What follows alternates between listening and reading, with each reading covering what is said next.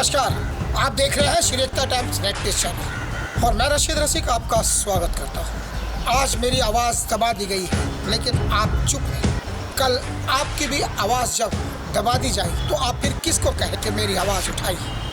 इस प्रकार का प्रश्न आज देश भर में ईसाई समाज के लोग अपने आंदोलन के द्वारा जगह जगह पर उठा रहे हैं। फादर स्टैन जो आदिवासी समाज के लिए कार्य कर रहे हैं, उनको ऊपर अनेकों आरोप लगाकर उन्हें गिरफ्तार कर लिया गया है। लेकिन ईसाई समाज के साथ अनेकों सामाजिक संस्थाएं, सामाजिक लोग, अनेकों एक्टिविस्ट लोग उनको आज़ाद कराने के लिए एक तरीके से मुहिम छेड़ दी, क्योंकि उनका मानना है कि 83 वर्षीय फादर स्टैन ने हमेशा ही समाज के उत्थान के लिए कार्य किया है। गरीबों, दलितों, असहायों और नीचे समाज के तबकों के विकास के लिए रात दिन परिश्रम करने वाले फादर स्टैन एक तरीके से सरकार की आंखों की किरकिरी बन गया। इसलिए उनके अस्तित्व को नाश करने के लिए उनके ऊपर बेवजह के इल्ज़ाम लगाकर उन्हें गिरफ्तार कर लिया गया है।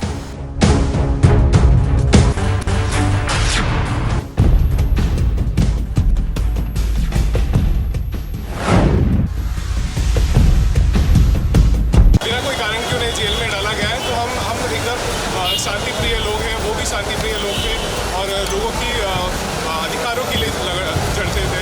तो हम उनकी अच्छी ट्रीटमेंट के लिए अपेक्षा करते हैं और साथ ही जल्दी रिहाई की मांग करते हैं। आपका क्या नाम है? मेरा नाम सेबी वर्गीस है। मुंबई में ये किधर हो रहा है?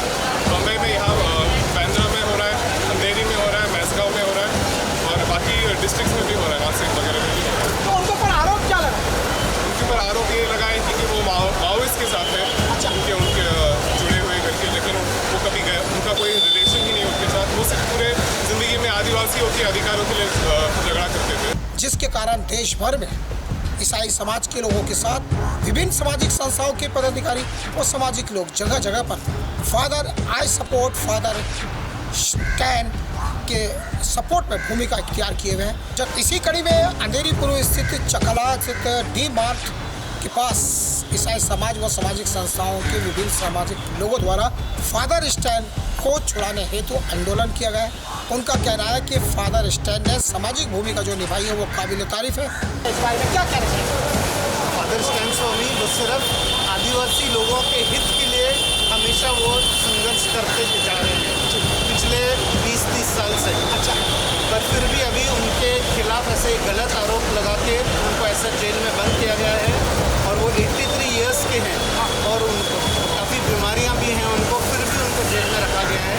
जबकि वो पूरी तरह से पुलिस का मतलब जो भी इन्वेस्टिगेशन चालू है उसमें पूरा सहायता देने के लिए वो तैयार है, फिर भी उनको जेल में बंद किया गया है। तो हम यही चाहते हैं कि उनको रिहा किया जाए, उनको मुक्त किया जाए और जो भी उनका इन्वेस्टिगेशन है वो चालू रहे, पर उनको मुक्त किया जाना चाहिए, उसका हमारा मतलब है। क्योंकि उन्होंने हमेशा ही वो काम किया है जो लोकतंत्र में सभ्य इंसान को करना चाहिए और ये फादर स्टैन को उसकी सजा दी जा रही है। दरअसल जो लोग इस साजिश में शामिल हैं वे सही नहीं हैं, कसूरवार वही है, लेकिन उन्होंने अपना कसूर दूसरों के सर मढ़कर फादर स्टैन को फंसाने की कोशिश की। बता दें कि फादर स्टैन को आज़ाद कराने के लिए यानी कि उन्हें छुड़ाने के लिए एक तरीके से मुहिम शुरू कर दी गई है। बैनर, पोस्टर, आंदोलन और परिचर्चा के द्वारा देश भर मुहिम जारी है। इसी तर्ज पर मुंबई में भी जारी है।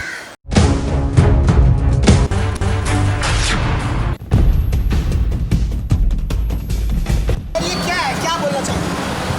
एक 83 बरस के एक फादर है जो झारखंड एरिया में काम करते हैं ट्राइबल्स के लिए। जी। उनको गलत तरीके से अरेस्ट करके इस उम्र में उनको जेल में डाला गया है और उनको बीमा कोरेगांव के नाम के अंतर्गत अरेस्ट किया गया है, UAPA लगा के। अच्छा, आपका नाम क्या लेकिन है? मेरा नाम लेना जी।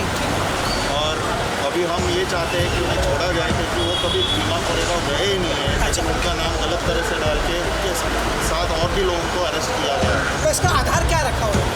इसका आधार उन्होंने सिर्फ एक चिट्ठी रखा है जो कि उसको कहाँ से मिला है कुछ बताते नहीं है, कि वो बताते हैं कि माओइस्ट का चिट्ठी है, इसके आधार पर उनका कनेक्शन है करके ऐसा बताया गया है। अच्छा। लेकिन जब हमने मतलब जब स्टैन स्वामी के वकील ने और उन्होंने जब पूछा तो उनके प्रश्नों का उत्तर दिया नहीं है।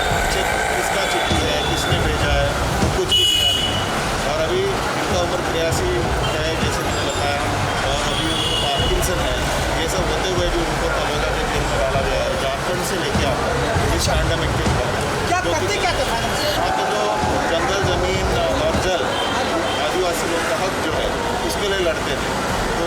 अलग अलग लोग उनका जो ज़मीन हथियाना चाहते थे तो ये उनके साथ खड़ा रह के उनको हक दिलाते थे। वैसे ही बहुत सारे आदिवासी युवकों को बिना केस और इसके अंदर जेल में डाला गया था, झारखंड एरिया में। अच्छा, ये किसने अरेस्ट किया, केंद्र सरकार ने कि महाराष्ट्र? ये कैंपेनिंग कहाँ चल रहा है? अभी ऑल ओवर इंडिया में चल रहा है। आज कहाँ आज अभी बॉम्बे में जो है saint Anne's parish Nandgaon, Xavier's school, फिर माणिकपुर असर, फिर अंबाड़ी रोड, से अलग अलग भिन्न जगहों में हुआ है। अंधेरी में भी 3 जगह। अंधेरी में भी 3 जगहों में हुआ है। और ईसाई समाज के फादर लोगों में एक प्रकार से चर्चा चल रही है कि आखिर जो समाज, सभ्य समाज, गरीब लोगों के तबकों की सेवा करता है, जो सभी समाज को लेकर चलता है, जो शांत प्रिय समाज है, आखिर उसके प्रतिनिधित्व करने वाले को भी इस प्रकार की तकलीफ देकर क्या उन्हें भी गिरफ्तार किया जाता रहेगा? ये क्वेश्चन भी समाज के सामने उभर कर अपने आप आ रहा है, क्योंकि ईसाई समाज के लोग हमेशा ही देखे गए कि वे सभ्य तरीके से काम करते हैं और शिक्षा के क्षेत्र में जो उन्होंने हिंदुस्तान अपनी भूमिका निभाई वो तो काबिल तारीफ रही है। बिना किसी विवाद में पड़े अपनी भूमिका को अंजाम देने वाला ईसाई समाज आज खुद उस क्वेश्चन के सामने खड़ा हो गया कि आखिर क्या सच्ची सेवा करना उनका गुनाह है, पाप है, अन्याय है?